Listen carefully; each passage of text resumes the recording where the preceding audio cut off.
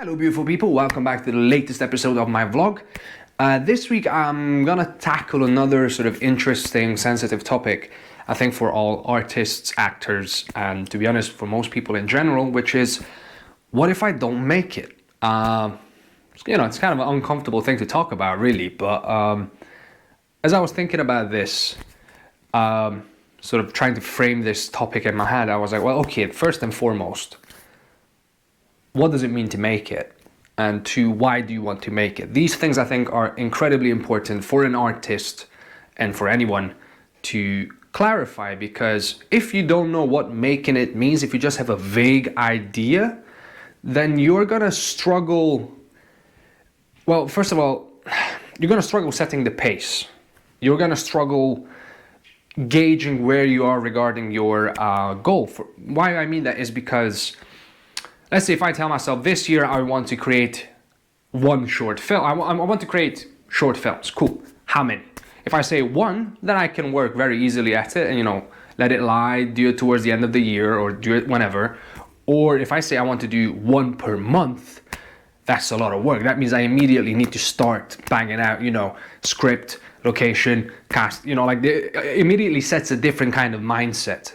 So that I think is very important to know, to have a specific goal in mind. Then also, secondly, you need to be aware of the goals that you're setting. How much of it are you in control of the final result? How much of it depends on you? How much of it doesn't? If I say I want to win an Oscar, that's great, but first I need to get good enough to get to that level, to get to an Oscar-worthy level. Then I need to be in the right circles, so I'm cast in the right stuff and it's promoted the right way and people see it. And then finally, there's the element that I don't control, which is the taste of the people that make up the academy, the people that vote. I don't control that. So again, I can go on a campaign, which many studio directors and heads have done, so I still don't control it. So that's something to keep in mind. But what really fascinates me about this question, I just realized I forgot to mention the why part, which I think I'm actually coming into now. It's very relevant to know why you want to make it, because in many cases people say, I want to become the top movie star of my generation. A lot of actors have this, and it feels nice, sounds great. And I think part of me still would like that, not gonna lie, but I'm actively trying to understand that part of me and deal with it in a healthy way. But why? That's the big question. Why? Because if you want to get a level to see what's there, so you can do whatever afterwards, cool. If you just want to get there so you can finally feel good about yourself, which many people do, they try to feed their egos with success, you're going to be disappointed. Many people have climbed up to the top of the mountain to find out there's nothing there.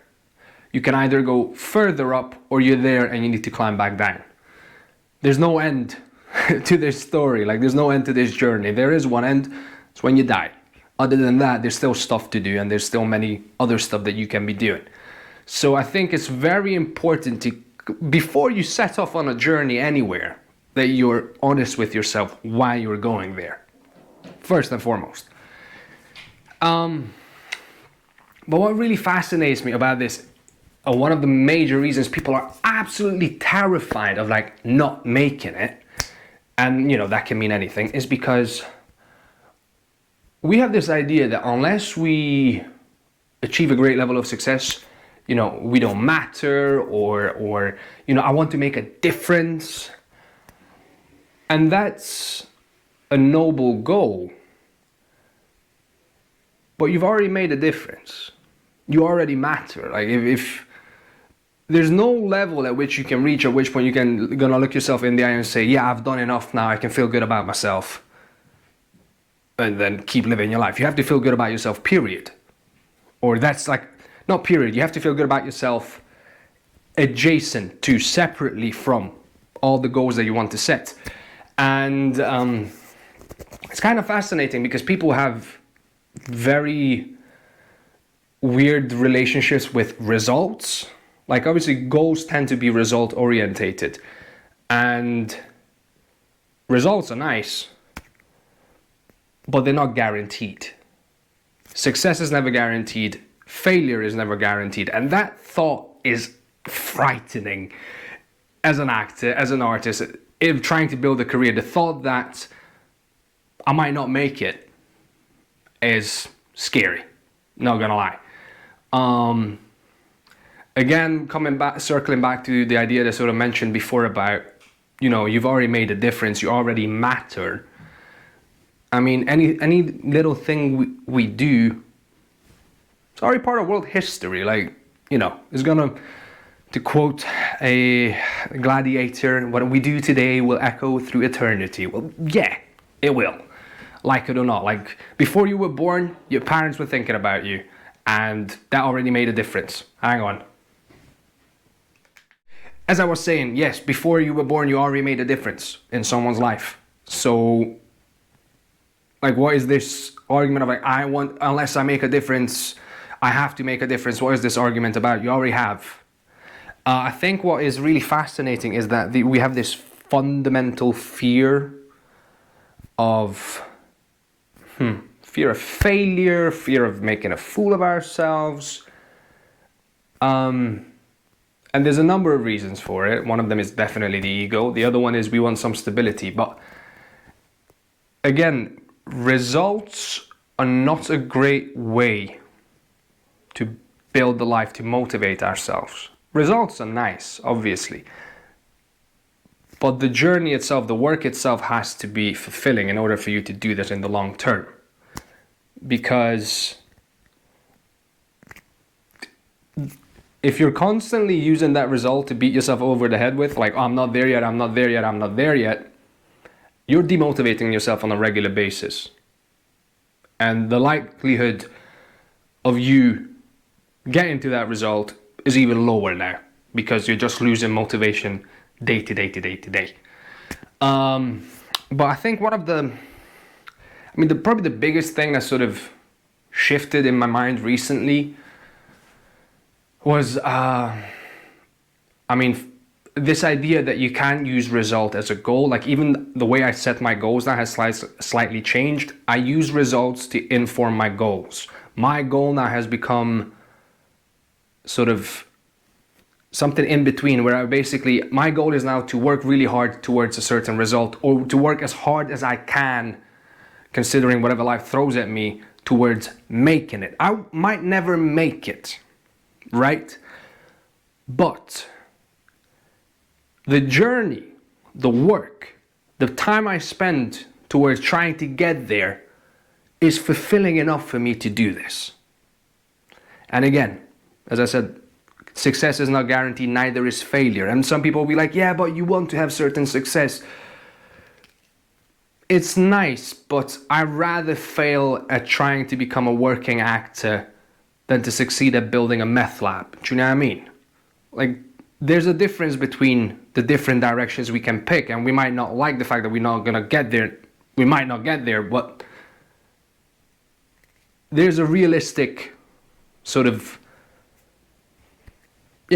difference between these two goals, these two results to which we can travel towards, and towards which we can work. And I think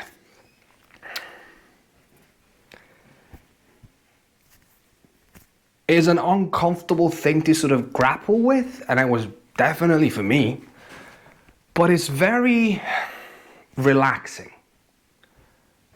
Once I've given up this, well, most of it, not all of it, but once I've mostly given up this need to succeed and just enjoy the work as much as I can and allow myself to take pleasure in the little things, I find myself energized and just more willing to go towards this goal of mine, because I love it. I enjoy doing it. Like, there's a reason for me to do the little things, which I know will add up to the bigger things, which in the end will make massive things, hopefully. Obviously, the other sort of reasonable argument against this mentality is, yeah, but what if I just work, I don't make it, and I've been working towards something else? And I think that's a reasonable argument. Again, rather fail as an actor than succeed at a meth lab. Pick your goals. But at some point you have to face the fact that there will be sacrifices you're going to have to make if you're going to work towards a goal, a career, an acting career, whatever. And you're going to have to ask yourself, are you willing to make those sacrifices knowing that success is not guaranteed?